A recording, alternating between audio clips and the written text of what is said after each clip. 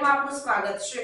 નવા વર્ષના પ્રથમ દિવસે બરોડા બાર એસોસિએશનની ચૂંટણીમાં વિજેતા થયેલા તમામ હોદ્દેદારોને પોતાની કામગીરીનો કાર્યભાર સંભાળવાની કાર્યવાહી હાથ ધરાઈ।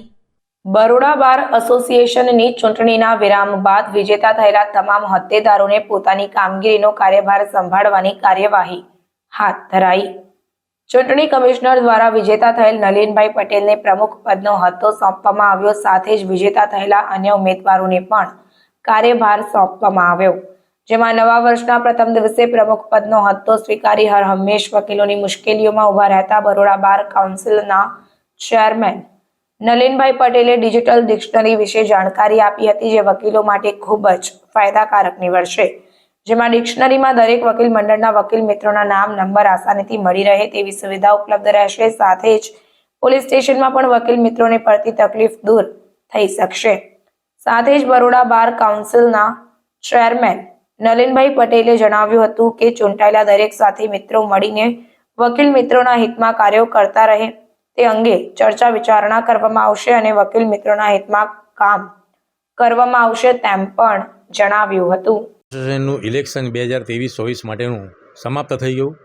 એના રિઝલ્ટ 22મી તારીખે લગભગ આવી ગયા હતા અને એમાં મુખ્ય હોદ્દા તરીકે પ્રેસિડેન્ટનો બી ચુકાદો કોર્ટના જે નિયુક્ત ચૂંટણી અધિકારીઓ હતા એમને આપી દીધેલો છે। એ પ્રમાણે જોવા જઈએ તો એમને બરોડા બાર એસોસિએશનનો સમગ્ર ચાર્જ અમને આપવા માટે તૈયારી બતાવેલી હતી, પરંતુ 31 ડિસેમ્બર સુધી એ ચાર્જ ચૂંટણી અધિકારીઓ પાસે રહે અને 1લી તારીખથી ચાર્જ સંભાળવાનો હોય એવું અમારું નવું બંધારણ કહે છે। એ મુજબ ચૂંટણી અધિકારીઓને મેં કહ્યું હતું કે તમે મને 1લી તારીખે ચાર્જ આપશો તો વાંધો નથી। એટલે આજે ચૂંટણી અધિકારીઓએ મને ચાર્જ આપવા માટે મને બોલાવ્યો છે અને મારી સાથે જે બરોડા બાર એસોસિએશનના વિવિધ હોદ્દાઓ માટેની ઉમેદવારી કરનાર જે મારા સાથી મિત્રો હતા એ તમામ મારી સાથે છે અને અમે તમામ ભેગા થઈ અને ચાર્જ લઈશું અને ચાર્જ લીધા પછી અમારે શું કામ કરવાનું છે એ અમે બધા ભેગા થઈ અને એકબીજાની સંમતિથી અને સારામાં સારું કામ કઈ રીતે થાય એ વિચારે અમે નવા કામો કરવાના છે। અને હું આજે આ તબક્કે એવું જાહેર કરીશ કે છેલ્લા ઘણા વર્ષોથી નલિન પટેલ કામ કરે છે, એમની આખી ટીમ કામ કરે છે, પરંતુ અમારી બરોડા બાર એસોસિએશનની જે વેબસાઇટ હોય કે જે બી છે એની ઉપર એ ઘણી બધી વસ્તુઓ ઘણા કારણોસર પૂરતા સમાચારો કે પૂરતી જાહેરાતો થઈ શકતી નથી। એ આ વખતે એન્ડ આવી ગયો છે અને અમારા તમામ કાર્યો તમામને જોવા મળશે।